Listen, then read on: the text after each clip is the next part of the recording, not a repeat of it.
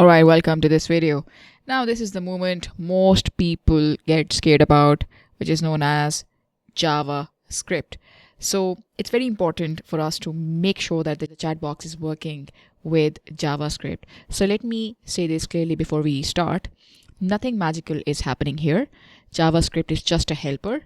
It looks at the page, it waits for actions, and then it puts certain things on the screen for us. That's it. Before we created a style.css file inside the static folder. So remember I mentioned in the last video that whenever you want to create a style.css file or a JavaScript file, then you will always add it inside the static folder. So in our project, we already have style.css. Now it's time for us to create a new file, and I'm going to name it as chat.js. Visual Studio is automatically going to read it as JS. It's a JavaScript file. Now we're going to write everything together, but slowly and step by step. First, JavaScript needs to see the page. How? At the top of chat.js, we are going to start writing our variables. And over here, I'm going to say var, and I'm going to say chat box, give it a name of variable, chat box, and say document dot get element by ID. All right, and don't worry about it. We're going to give an ID to our HTML document, but right now I'm just going to give it an ID of chat, and I need to enclose it in double quotes. There we go, and then a semicolon. Similarly, create another variable and give it a name of message input. Then again, same structure. It needs to be just message, and then semicolon. Again, create another variable and give it a name of send button, and again document, and the ID should be send button. There we go, and semicolon. You can see that I created several IDs: chat, message, and send button. Now I need to add it to my index.html. Remember that I mentioned it in the first video. That's very important to have an ID inside your HTML tags, especially those tags that are going to be used or functional with JavaScript. So this is the ID that I created, chat ID. I'm going to go back to index.html, and this is my main class. And over here, I'm going to add an ID and paste chat here. Similarly, go back to chat.js, copy message, and then come to index.html.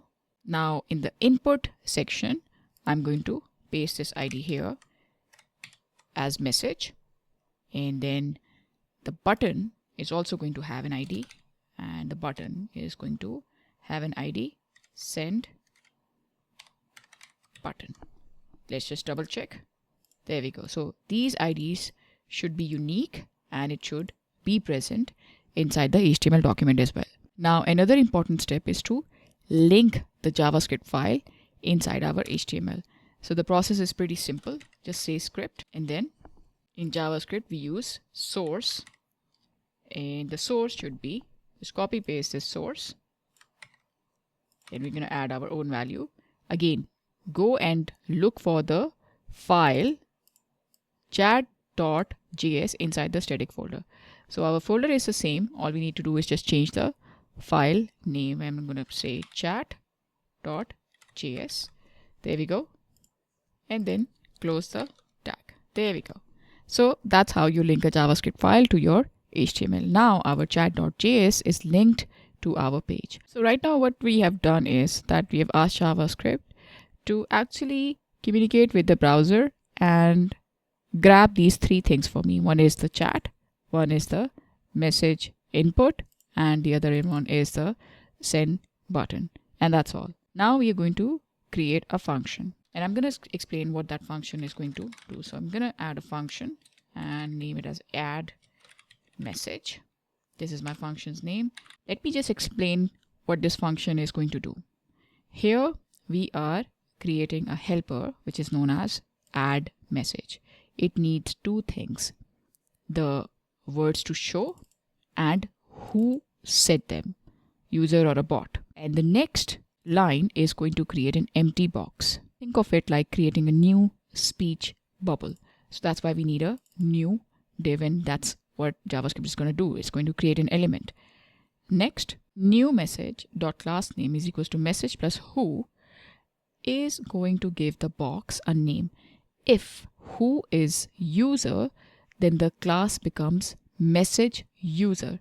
If who is a bot, then the class becomes message bot.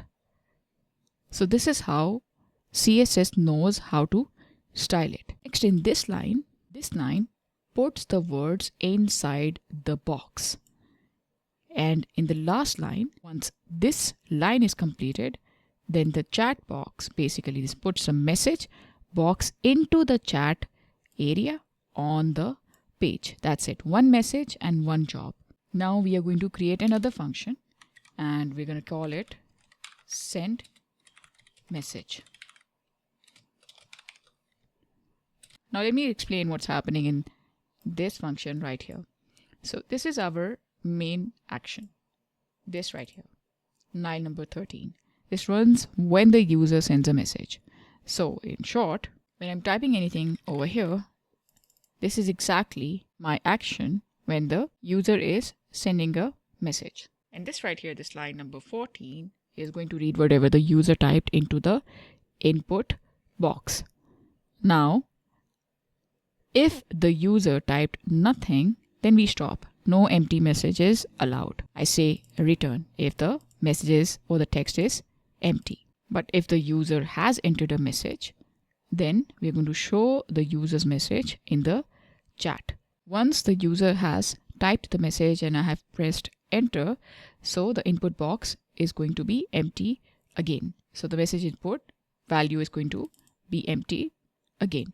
Next, the bot is going to reply with a fixed message. Remember that this is temporary. Soon Flask will answer here. And after this function, I'm going to say send button and then say on click, I want the user to send message. There we go. So this line right here says when the send button is clicked, just run send message. Now where was send message? This is the function. So over here on click, I'm calling this function right here. Now if you want the enter key to send the message, that is also possible. All we need to do is just create another function, and I'm going to create a very short function. Okay, message input dot on key down equals to function or event. I want a function or an event to happen, and then I'm going to create an if situation. If event dot key is equals to enter. All right, then send message means that the send message should activate here as well, or the function should activate here as well. So we have some errors here. Let's just fix them. All right, no problems detected. Okay, so our code is ready, and now it's time for us to run our code. Now let's run it on our browser. So make sure that our app is running. Let's check the terminal. Yep, it is running. And let's go to the browser now. There we go. So let's just type something. Let me zoom in a little bit. Let's just type something. Hello. And first click on send button. All right, so nothing is happening. It could be because we maybe loaded JavaScript too early on. And to fix that, all we need to do is just go to index.html page and simply cut the script part which was pasted inside the header. Cut the script part and just add it right before our body tag ends. So there we go. So save it. It might solve the problem now. So if I refresh it and then type hello, then send it, there we go. So it's working right now. So it says, I hear you, we will connect this to Flask. Now remember, we also added the enter key as an event. So let's just test it. So if I say hello, how are you? And if I press the enter key, I'm now pressing the enter key. There we go. So the enter key is also working. What we did is that we just connected JavaScript with our web page. So JavaScript is not scary. It is a little bit complicated in terms of the syntax, but it does only 3 things here. It just reads what the user has typed, creates message boxes, and put them on the page. That's it. If you understand that, you understand 80% of front-end JavaScript. Now, you are not expected to write this code from memory. You can find it in the note section and easily copy paste it. But you're expected to know where JavaScript lives, know what problem it solves, and it must know how it talks to HTML. And that's a real learning. Remember that we created ID, chat, message, and send button. And all those IDs were connected with our button input box right here as a message, and then the chat window. So at the moment, the bot reply is fake, and we know that.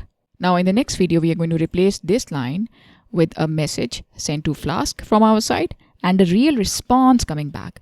So this is where front end meets the back end. So see you in the next lesson. Keep learning and of course, keep practicing.